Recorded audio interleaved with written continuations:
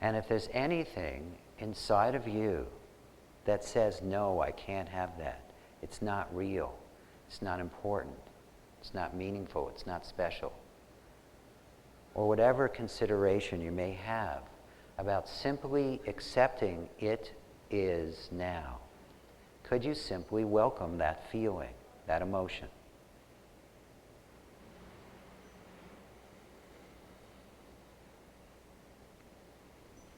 And then could you let it go? Just could you?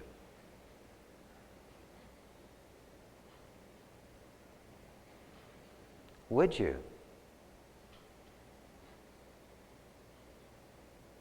When?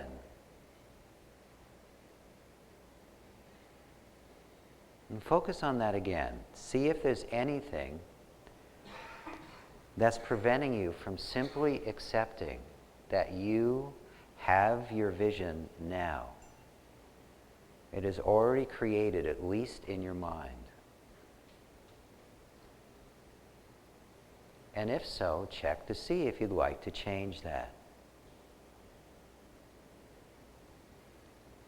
And if so, could you let go of wanting to change that?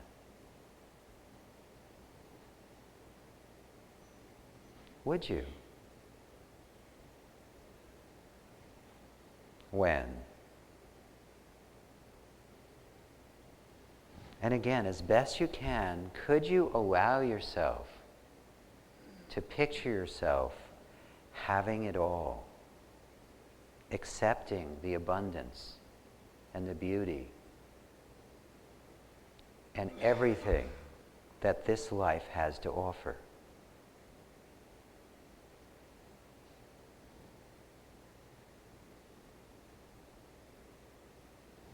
And could you welcome that picture as best you can? Sit back into it. And if you'd like, you can even surrender to the picture of the perfection that you are.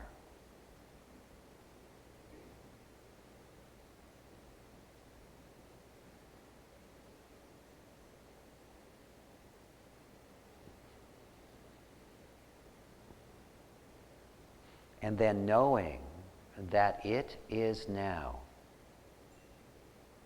that all is well and unfolding perfectly as it should for the manifestation of your dreams, could you simply let go?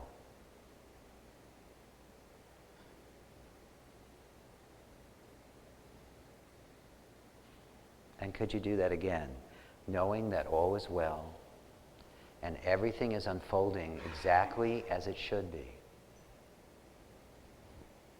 Could you simply let go?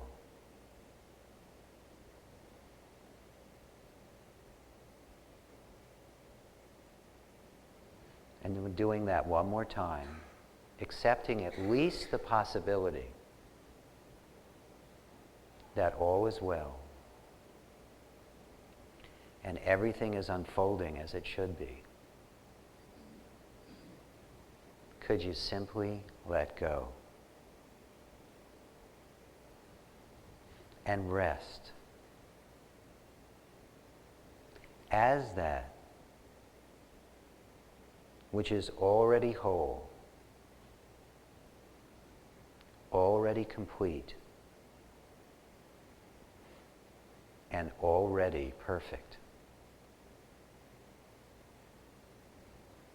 And could you just rest?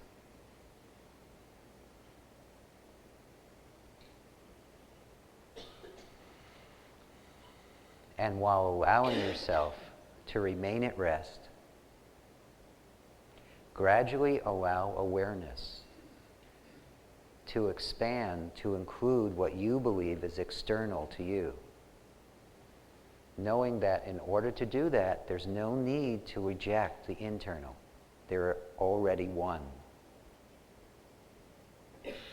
And then as your awareness expands to embrace the external, let it also, whenever it's ready to, if it hasn't already, open those eyelids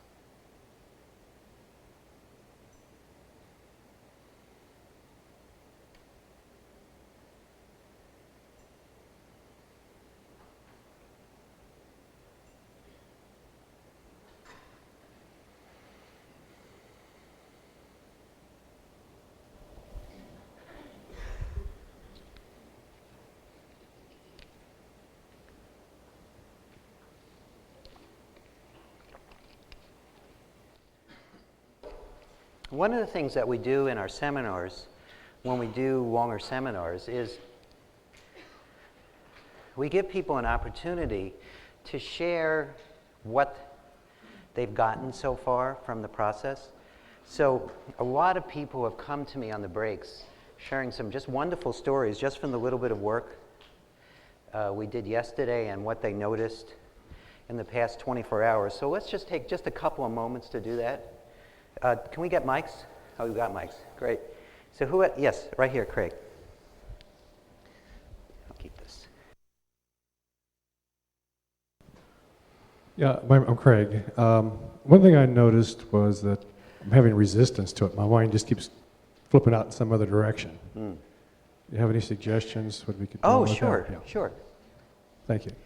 Go ahead, you can sit down. You don't have to stand up. And again,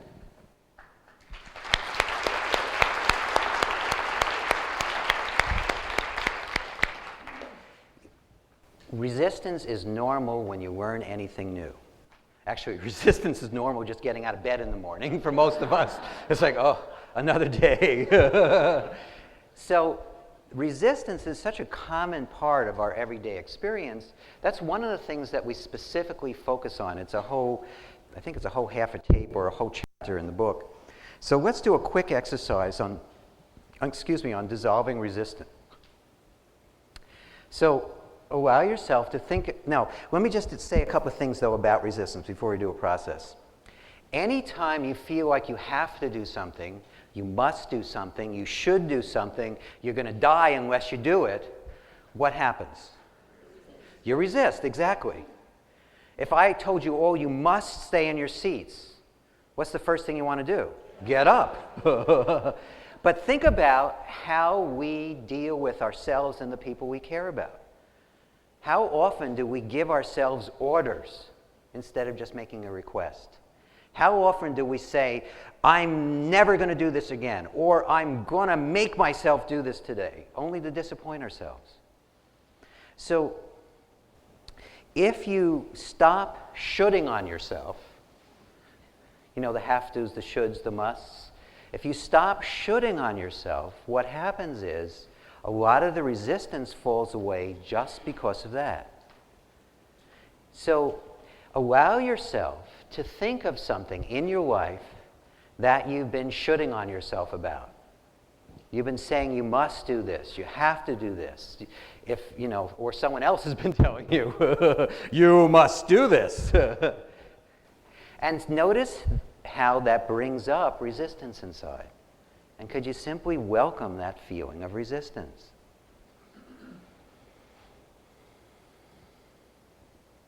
And then could you let it go? Just could you? Would you? When? And focus on that same thing or something else that either you or someone else has been shoulding on you about.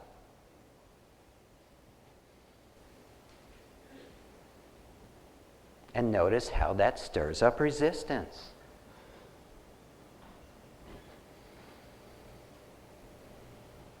And could you welcome that feeling of resistance? And then could you let it go? Would you?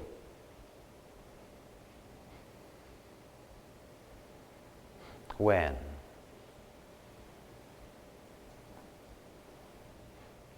And focus on that one more time. Think of that same thing or something else you've been shoulding on yourself about.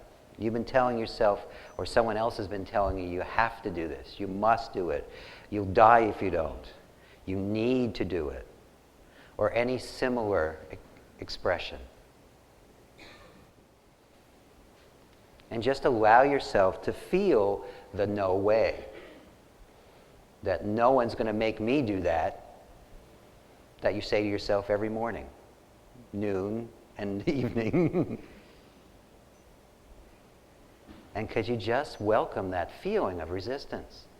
Knowing it's just a feeling. It's not real. It's not meaningful. It's not important. and it's not you. And could you let go of that feeling of resistance?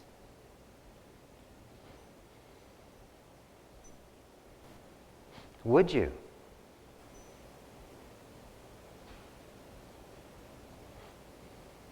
When?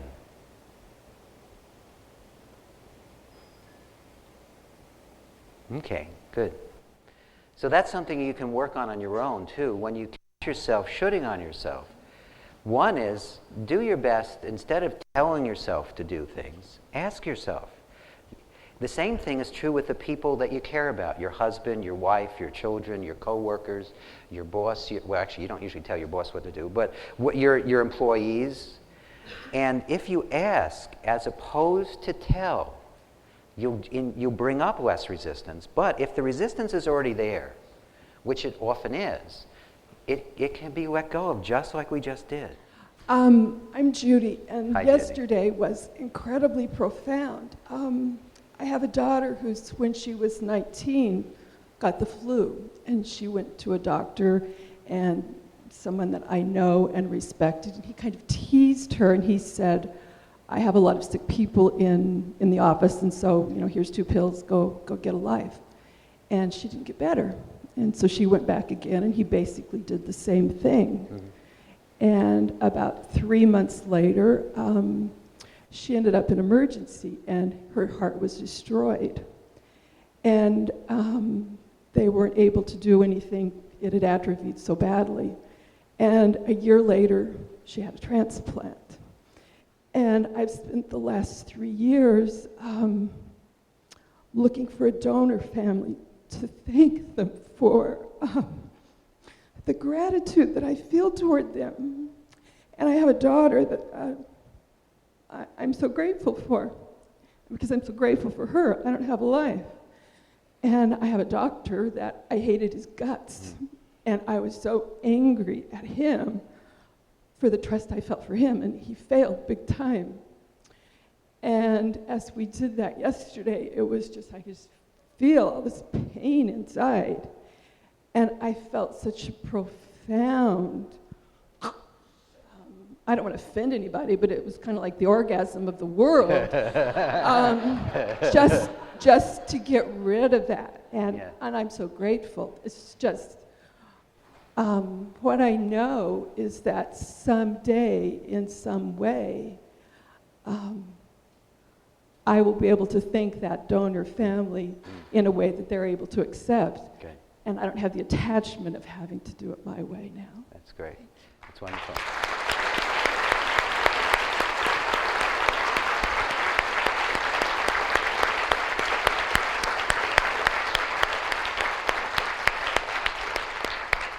But by the way, don't be embarrassed if it sometimes does feel orgasmic.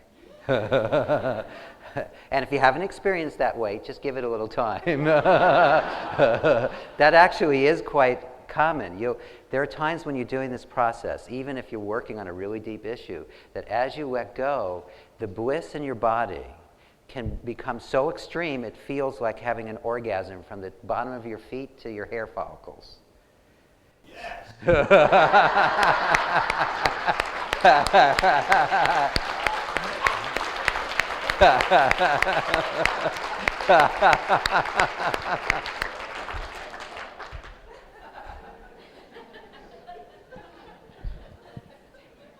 Hi again. Hi. How you doing?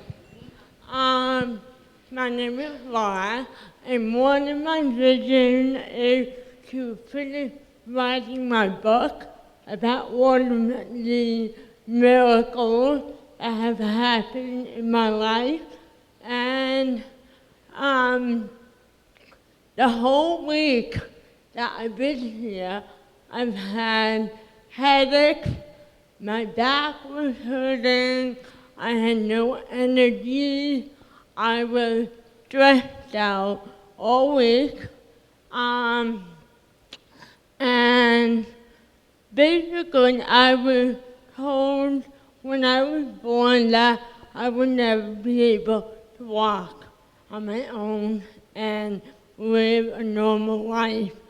within the past 24 hours, my back pain went away, my headache went away, my energy hit the roof, and I feel like Tigger and Winnie the Pooh.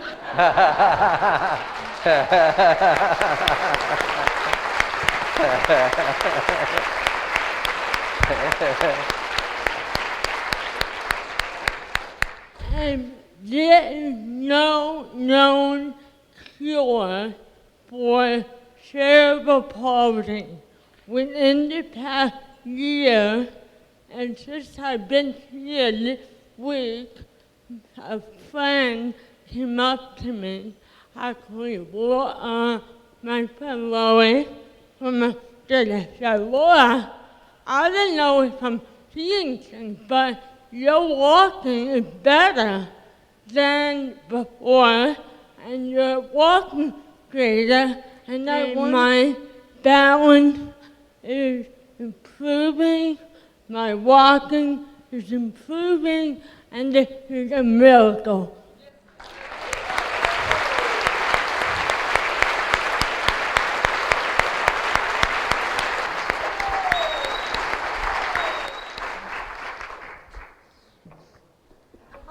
I have one request. Can I request? Sure. Could you put the music on? She's going to dance. And we're going to all dance with her.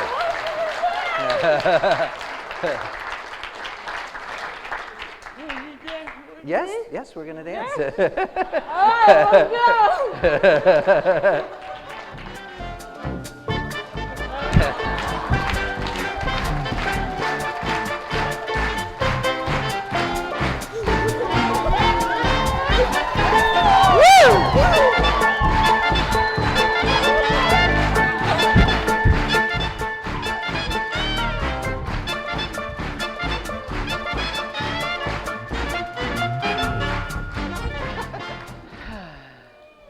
So I guess what we're doing this week works, Jack. What do you think?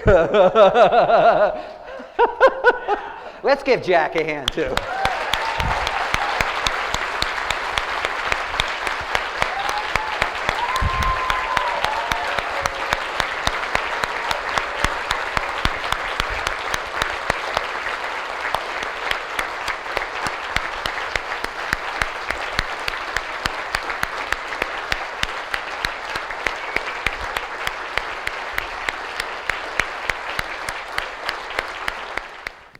I've been in a marriage for 12 years, and about 11 and a half of it, I've known that I needed out.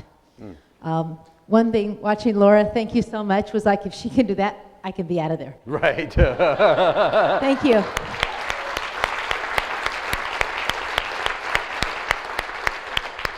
So during the last process, there was an attachment that I need out. Yes. So to let go of that and say, live in what I'm in, really sucks. Oh, no, but that's good. Okay. So I'd like you to address when there is a place you know you need to be, to not accept where you're, to let go of where you're at. Sure. There was kind of a conflict there, if you could address that. Thank you. Okay, that's a really good point. Thank you.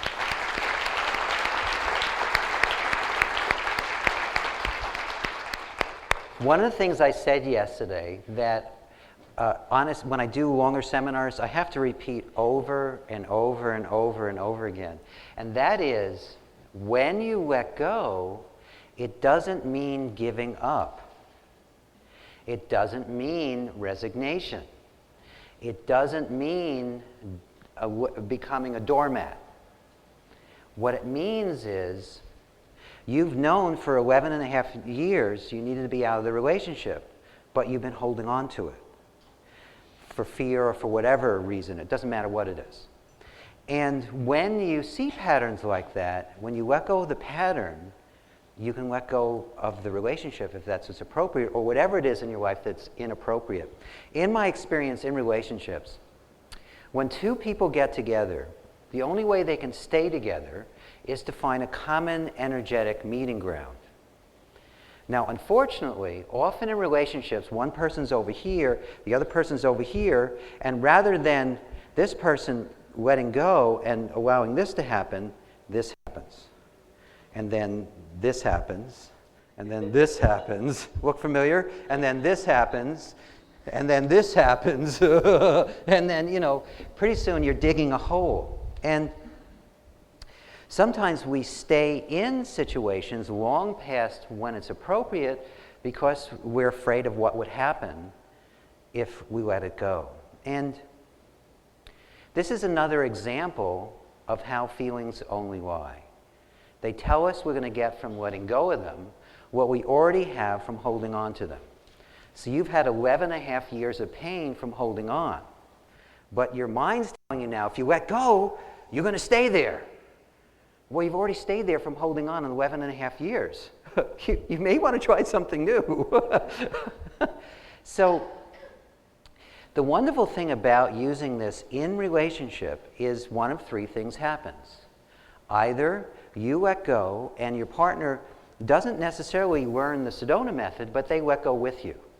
Because they don't need to, just like with children, I guess that's a good analogy with spouses sometimes too.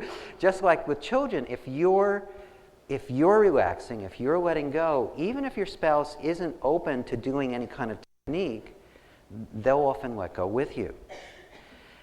But the other thing may happen is if they're really wanting to stay in a very negative situation and they're not willing to go there, then it's time for you to make a choice and you to let go. And I'll tell you a very simplistic example of what this looks like. Well, I'll tell you two things. First of all, with my wife, it wasn't always easy in the beginning. When I first met her, she was dating somebody else. And she took my card. And she actually had 7 cards, so she probably knew this relationship wasn't going to last. And when the relationship with the other guy ended, she called me up first because she thought I was safe. And the reason she thought I was safe is she usually only dated, guys who were completely full of themselves, who had no interest or even idea what mutuality was. Sound familiar? So she figured I was safe because there's no way I'd ever be the one she'd end up marrying and living the rest of her life with. Little did she know. But the other thing that happened is in the beginning, there was definitely some back and forth and conflict. And all I did is I just kept letting go. Not letting go so she would choose me. Letting go so I would be okay whether or not she did. In relationships, you'll notice that when you're feeling really relaxed and open and confident, then there's abundance of potential partners. But if you're feeling really needy, they can smell that 50 miles away. And you know what I did with the chair? This is how your potential partners will treat you. Like, are you even in the room? But when you let go of that sense of needing someone to care about you, needing someone to pay attention to you, then you can just be present with them. So this is an incredibly useful tool in relationship, but it doesn't mean that you have to put up with anything that isn't mutual. In my experience, in relationships, what is mutual and harmless is what's correct. That's how I live all my relationships, not just my relationship with my wife, but anyone I meet. If it's not mutual and harmless, and I mean mutually beneficial and harmless, I don't do it. Even if there's tremendous benefit to me. I turn down business deals because often actually, because it's not an integrity. I don't care. I have more than enough right in this moment so that I don't have to work. I only work because I love it. And so when you're willing to operate in life from a feeling of mutuality and harmlessness, then all your relationships can be just that, mutual and harmless. So I'm not trying to encourage you to stay in the relationship. If you've discovered it's time to leave, it's time to leave. And you'll have these great tools to use to keep letting go. Because it's not that, even in extremely dysfunctional relationships, the letting go process, not just the letting go emotionally, but the letting go of taking two lives that were joined, even if they were joined dysfunctionally, and taking them apart, can bring up a lot of emotion. And this will help with that. You're welcome.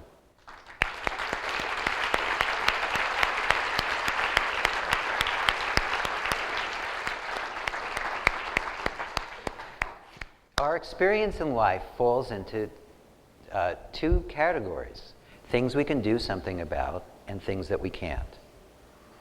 Well, let's put it this way: things we appear to be able to do something about and things that we can't. But if you allow yourself to let go of wanting to change or control the things you can't control, then you can be at peace. I've been in many situations where they weren't what this body-mind's preference would be, and I was still at peace. And this is, again, I just want to remind you, for a lot of you, you were just exposed to this for 2 hours yesterday morning and whatever we've done so far today. Some of you may be still being a little hard on yourself, saying, well, I learned this technique yesterday and I'm still getting angry, or I'm still getting sad, or I'm still doing something I know I shouldn't be doing, and so what? But all I would recommend in situations like that is let go of wanting to change what is. And the interesting thing, too, is I've been in situations when I fully let go of wanting to change it, wanting to control it, the situation changed. But again, I wasn't doing it. You have to be careful here. You don't let go of wanting to control someone else so they'll do what you want. That's still wanting to control. So if you really let go, you can be at peace even when things don't go your way. I'll give you a very concrete example. I was leading a seminar, and it was one of my 7-day retreats, and it was one of the first times. This was 98 or 97, I can't remember. But anyway, and one of the things that happens on our retreats is that people not only have breakthroughs as far as all their worldly issues, but they also get very profound glimpses of their true nature. And in that experience, this was new back in the mid-90s, so I used to make a big deal out of it. Now it's like, so, you know who you are. Great, let's keep going. Let's not make that into a big thing, because sometimes when people do make that into a big thing, that's where they get stuck. So, at any rate, 2/3 of the people were having, sometimes for the first time in their lives, these very profound self-awareness experiences. And towards the end of the retreat, I started to have some very mild flu symptoms. I mean, really very mild. And then when I got home from the retreat, I had a very mild earache. So I went to the local naturopathic MD, he was also an MD, and he gave me eardrops. Well, 24 hours later, I collapsed with what I discovered when I woke up in the hospital 3 days later with severe encephalitis meningitis. I literally was unconscious for several days and completely unaware of the world. But when I came back to the awareness to the world, where I had tubes coming out of every orifice, one of the things that happened from this experience is, one of the things that Lester Levinson used to say is that if you're fully released, you should even be in the place where you were completely okay no matter what happened to the physical body. And that was one of those things they said, oh yeah, I don't know if I can do that. And so what was interesting, though, about this experience is, even though the doctors at the time, they thought that the damage was so severe, one, they still thought I might die, and two, is even if I lived, I probably would never be normal again. And, well, we know they were right about that. Thank God. But at any rate, I mean, functionally normal. And what happened is, in that place, I didn't even have to let go. I was completely at peace about it because of all the other work I had done. And so it was like, there are tubes in my body, and now they're taking the tubes out, and, there's pain, now there's no pain. And I was completely at peace about it. And so, but for me, it was just a wonderful gift because it helped me, one, have tremendous compassion for people who are going through similar experiences, but also showed me that even in extreme situations like that, it is possible to be at rest, to be at peace. So it doesn't really matter what circumstances you have in your life, you can be who you are, and you can be at rest, and you can be at peace. And on the other hand, as you do this process, in my experience, the more, Jack mentioned this yesterday, if you are happy, if you are joyous, then everything else is added unto you. And the Sedona Method is a really powerful way to do just that. And I think most of you are starting to get a sense of that. So I just want to leave you with this thought. And it's very, very simple. First of all, you are already whole, complete, and perfect as you are. And no technique, nothing you learn at all this week or you've ever learned in a seminar has anything to do with that. That's already done. And if you can just remind yourself of that occasionally when you get really caught up in trying to fix or change yourself, it will make it a lot easier. And two is, feelings are just feelings. They're not facts, and they're not you, and you can let them go. So that's all the time we have. It's been fabulous sharing this time with you. And I'll be around until lunch today, so thank you all very much.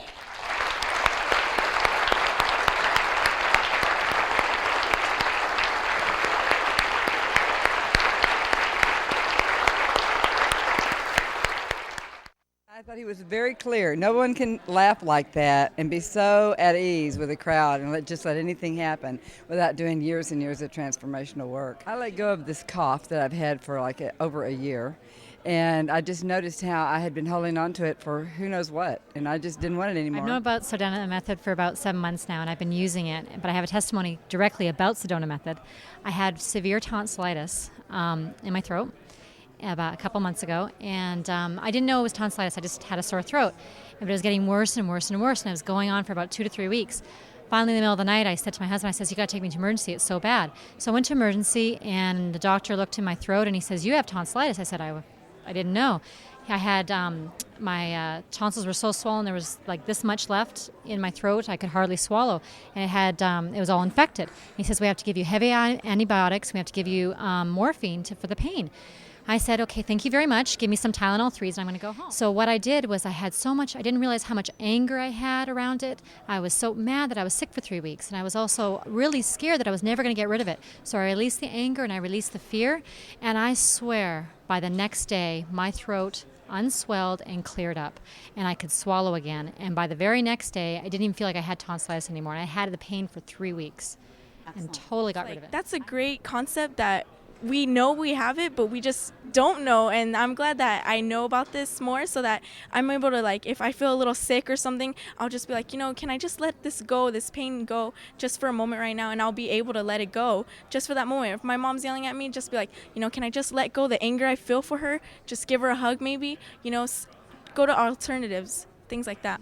And I just really got to deal with the burden I felt of not being able to hold another mother and tell her, your son's still alive. And I see evidence of it every day in tiny little twerky things that my daughter does. And so the process that I did with Hale was profound. And wow, it's excellent. I have had a pretty amazing experience with the Sedona Method. I had sciatica for 2.5 years and was disabled with really, really painful sciatica. The instructor did a release with me where he had me release the source of my pain. I let go of the pain in about 5 minutes and I never had it again.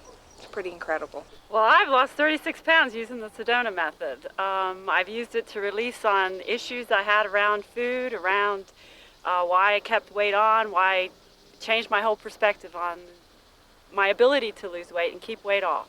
It was the only thing that's ever worked for me, and I think it would be fabulous for people to use in a weight loss program. I got a job that paid me the kind of income that I never thought was possible without really having to go out and look for it. It's more as if the job came to me rather than I had to go find the job. And that to me is a real miracle just by using the simple techniques and tools taught by the Sedona Method.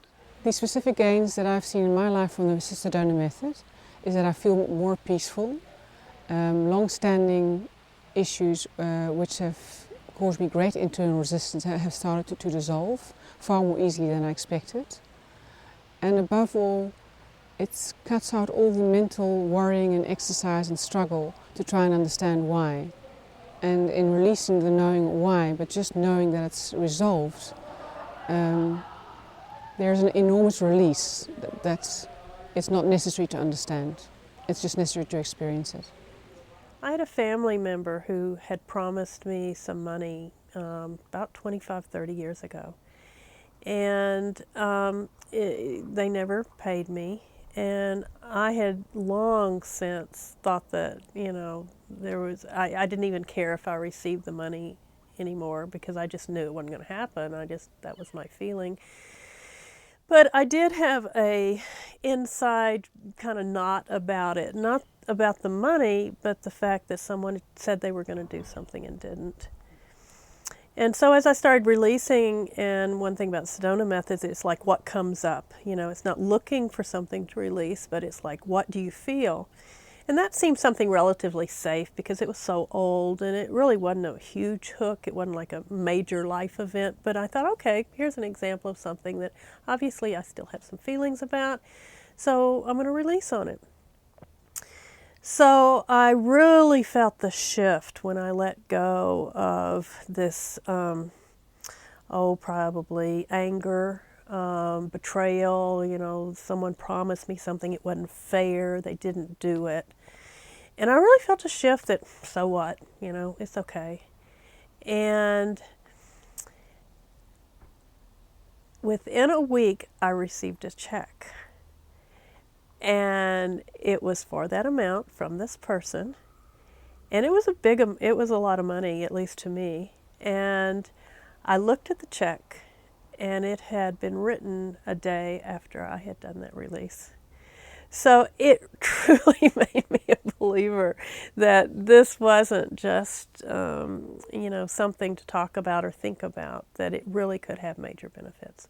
The Sedona Method, what the process has done is it just very quickly helped me to get into, helped me to connect with what it was that I was looking for. In addition to that, aside from just the speed, it was extraordinarily easy, and a lot of the fears and a lot of the beliefs that I used to have were really just kind of shattered. Well, for one thing, it works and it continues working, and we keep doing it, and it just keeps working better and better. We're getting, more and more at ease with each other and the world and our work and our children and our grandchildren and everything. I would like to say that also that how I got into it was seeing what was happening with this guy. We have both done many, many things. And, I said, yeah, he's doing another one, yeah. But then I started seeing him change, and things that had been problems, like even in our relationship, and ways I've seen him that caring about him I was sad to see, just dropping away. And I said, I think I want some of this. I think it's an extremely effective tool. It does not require you to believe anything, or any creed or any religion, that it's applicable to all people and all cultures across the world, and it can be used to promote as a very powerful experiential tool to bridge understanding by each person who practices getting home by getting in touch with his or her own true nature. Sedona training is something that everyone should take advantage of, because it'll lift you out of the mud. It'll lift you out of the confusion. It'll lift you out of the chaos and some of the craziness that you find yourself in. Hey, na, more than enough. Hey, na, more than enough. Hey, na, arms in the air. Hey, now.